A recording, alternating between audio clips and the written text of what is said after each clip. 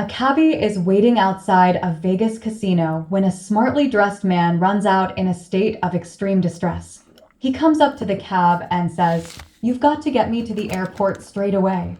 I'm needed in New York as soon as possible. There's millions at stake."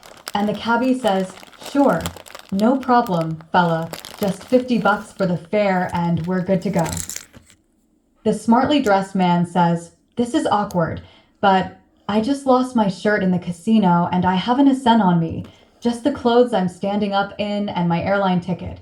And the cabbie says, "That's a hell of a sob story, friend, but I'm not seeing the $50 here. Know what I mean?"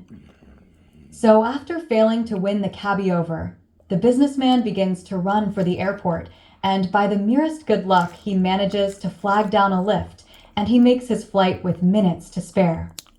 Half a year later, with the business secure and some cash in his pocket, he heads back to Vegas for a little fun, and as he comes out of the casino, he sees the cabbie at the rank behind a dozen or so other cars.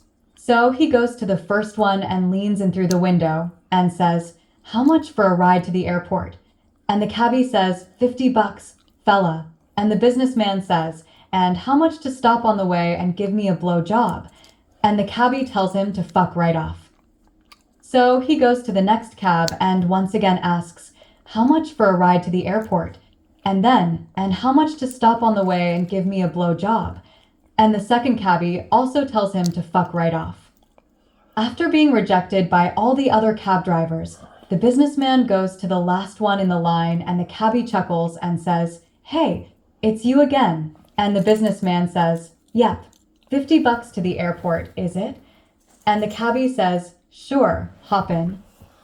And as they pull away past the line of cabs, the businessman leans out of the window and gives all the other drivers a big smile and both thumbs up.